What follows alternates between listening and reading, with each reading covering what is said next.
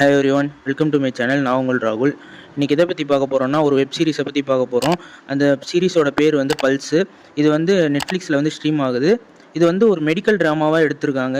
இந்த சீரிஸை பற்றி சொல்லணும்னா மொத்தம் 10 எபிசோடு இருக்குது. ஒன்று வந்து ஒரு 50 மினிட்ஸ் கிட்ட ரன் டைமில் வருது.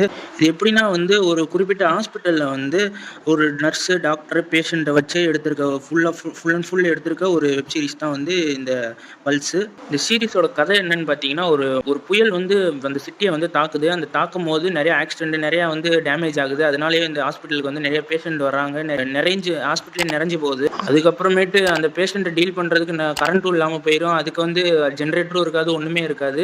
அவங்க அப்புறம் பேஷண்ட்டை எப்படி பார்த்தாங்க அப்படின்றத இந்த படத்தோட கதையாகவே போகும். இது நான் சொன்ன கதை வந்து ஃபஸ்ட்டு 3 எபிசோடு தான். அதுவே பயங்கர த்ரில்லிங்காக போகும். அப்படியே எங்கேஜிங் ஃபேக்டரோட சீரிஸை கொண்டு போயிருப்பாங்க. அடுத்து என்ன நடக்குன்ற மாதிரி தான் இந்த சீரிஸே போகும். எல்லாருக்கும் வந்து கிட்டத்தட்ட ஹீரோயினை தவிரவே ஏகப்பட்ட பேர் நடிச்சிருக்காங்க. அவங்களுக்கான ஸ்பேஸ் நல்லா கொடுத்துருக்காங்க. அவங்களுக்கு ரைட்டிங் ரொம்ப ஸ்ட்ராங்காக கொடுத்துருக்காங்க. அவங்களுக்கான ரைட்டிங் கொடுத்ததுனால தான் இந்த சீரிஸே கொஞ்சம் நல்லா வந்திருக்கு. சில சீன்ஸில் வந்து ஹீரோயினோட சீன்ஸ் வந்து நான் லீனியராக போகிற மாதிரி இருக்கும். அதை மட்டும் கொஞ்சம் தவிர்த்துருக்கலாம்னு தோணும். முதல் 4 எபிசோடு சரியான எங்கேஜிங்காக போகும். அடுத்து கொஞ்சம் லேக் இருக்கத்தான் செய்யுது. ஆனால் வந்து அது வந்து பெருசாக கதையோட போகிறதுனால ஒன்றும் தெரியாது.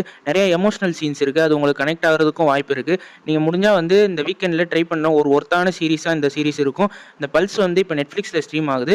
முடிஞ்ச அளவுக்கு வந்து ட்ரை பண்ணி பாருங்கள். அதுவும் ஃபேமிலி வாட்சபிள் கிடையாது. 18+ சீன்ஸ் கொஞ்சம் இருக்கிறதுனால நீங்கள் வந்து தனியாகவே உட்காந்து பாருங்கள். நெக்ஸ்ட் ரிவ்யூவில் பார்ப்போம். Stay peace, stay safe. மறக்காம சர்ப்ரைஸ் பண்ணுங்க. தேங்க்யூ.